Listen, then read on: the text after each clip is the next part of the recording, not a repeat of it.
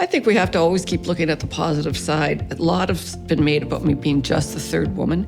Very little has been said about the fact that each of the first of the three women were always the only woman alive, right? And so that carried a lot of pressure on each of us, I think, to be the only woman alive with this award. But now I like to point out that I went from being the third woman to one of three living, okay? And so that's quite a change in the few years since I've won.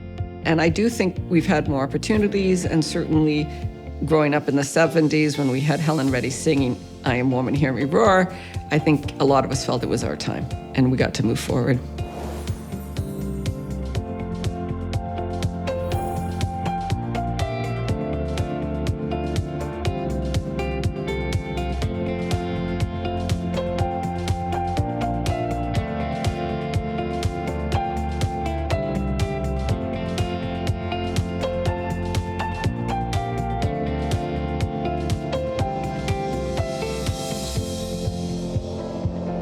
It's my great honor to welcome 2018 Nobel Prize in Peace winner, Professor Donna Strickland from University of Waterloo, who delivered the Raymond Song Chair Professorship of this English lecture today. And this is also one of the lecture series in the Taiwan Bridge program. And her expertise from her PhD studies on the amplification of laser pulse, and in particular in the sharp pulse amplifications. And she developed the amplification of high-power ultra-phased laser pulse. And that has great applications in material processing, semiconductor manufacturing, and also medical device, and for the medical surgery too. So that's had a great impact for our daily life. Also, her study to overcome the traditional limitations on laser physics, in particular that she can amplification of laser pulse in very short times, and that's a great invention.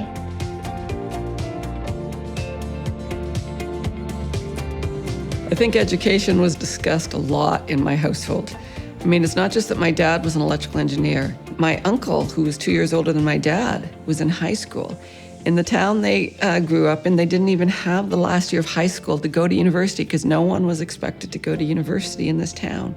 I think my mother and her sister were probably the first two women to go to university. You know, it was a farming village, and they both went off to university because their father saw that it was important, even though he was a farmer himself. And so I think it was discussed a lot about how education brings opportunities. And so I think that was a very big part of my upbringing. So if you'd asked me probably in the midway through high school, what I would do, I probably would have said I want to study math at Waterloo. And my sister had gone into engineering the year before me to Waterloo. My best friend was going to go and take engineering at Waterloo. And I thought, I can't go to Waterloo because I'll just remain Anne's sister or Susan's friend. And this was, I thought, my one chance to sort of break out of my own skin and force myself to go somewhere I didn't know anybody. So then I started to look where else I would go, and I decided that I wouldn't study math because that would be silly to study it somewhere other than Waterloo. So that's why I didn't study math. And so I was only good at math and physics. So I thought the next choice would be physics. And when I was looking through all the catalogs, and this was back when we had to get paper catalogs out of our high school's guidance counseling, one of them was a nearby university, McMaster, and they had an engineering physics program.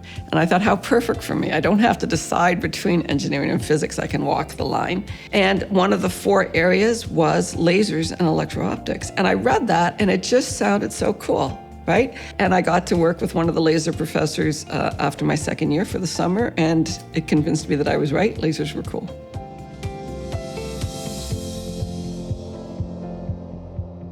I considered quitting twice during my PhD, and I seriously considered it. I remember being home in my hometown and really thinking about it, and still deciding that I didn't know what else I would do if I quit, so I might as well go and finish my PhD.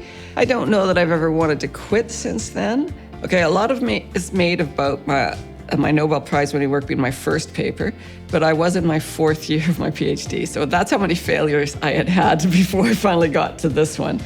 I think you do have to have persistence. I do say this to any student who wants to work with me, that's one of the things that you really need. I think especially for experimental work, but when we turn our lasers off, every morning we have to make the laser work the way it did the day before. And that's about 90% of the effort. And we only spend at the most 10% of our day on the experiment. And so that takes a lot of perseverance to keep yourself going.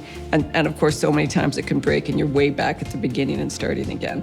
And so there's a lot of this going backwards and forwards. And so you need perseverance.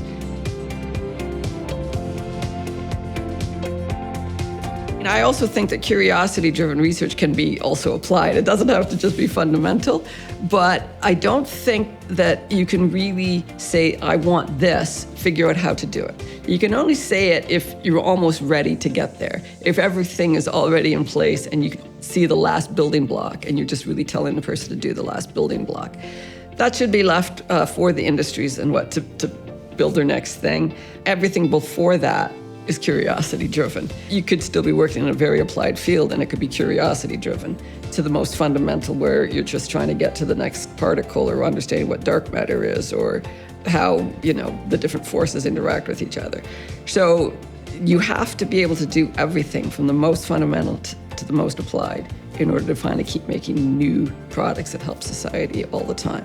But there can be 100 years. People have to understand that a lot goes into making something big. It's not just the one person doing the one thing. I thought probably it would be big and done at the big laser labs where they would have these very large lasers. But while I was doing my work, Peter Moulton was at MIT Lincoln Labs developing a new type of laser gain medium, titanium doped sapphire. It allowed much broader spectrum and therefore much shorter pulses. And if you have shorter pulses, you can get to the same peak power with less energy, and the money is in the energy. And so this is when it blew wide open. When we switched CPA from what I had been doing with glass lasers to the new Ti sapphire, everybody could afford these lasers, and that's when it went into all the university labs and became a really big thing.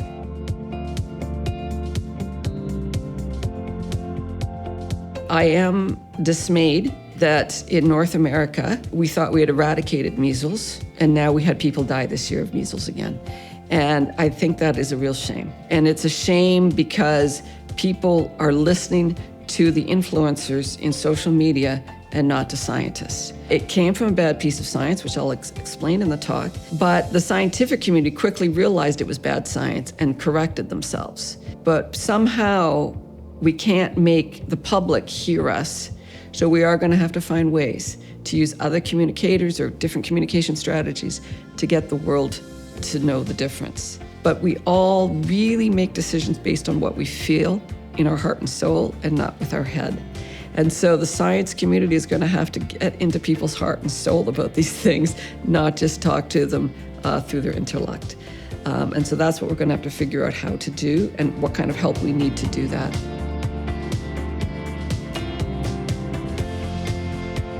Everything can be used for good and bad, whether it's AI or anything else, right? Now, you might think military research is only about destroying people, but we've had an awful lot of good things come out of it, like the internet, okay?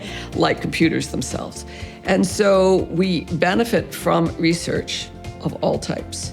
We need it supported, and so sometimes there has to be a threat to make governments want to spend money on research. So every step, we always get scared about the new technology. And eventually we learn to live with it and like it. But everything can be used for good and everything can be used for bad. And it's up to society to set the guardrails. And it's up to our governance, our leaders, to set listen to the ethicists, know what's right and wrong, and set the guardrails for society so that we use it properly and not improperly. You show us about a lot of research that change our lives. If research that has nothing to do about our life is not necessary or invaluable, do we have to do the research that It's valuable? is not? Yeah. I think what I was trying to point out, though, is that it really took thousands of scientists over lots of years to do that research. And most people don't get credit for it. Okay? I talked about the internet and fiber optics. It took a lot of people a long time to figure out how to get the transmissivity, no losses along those fibers. A lot of people had to figure out, from a chemistry point of view, how to get all those impurities out of the glass. Other people had to figure out how to make the drawing tower so you could pull kilometers of fiber that stayed the same size. Other people had to figure out how to change the dispersion characteristics and how that would make the different claddings work. And so look at how many different things of science went in, and each little piece is important. This is why everybody should find out what they really want to do, and you have to accept that you're only one piece of the whole puzzle. But each of these pieces are really important. We couldn't do what we do without everybody doing their little piece of the puzzle.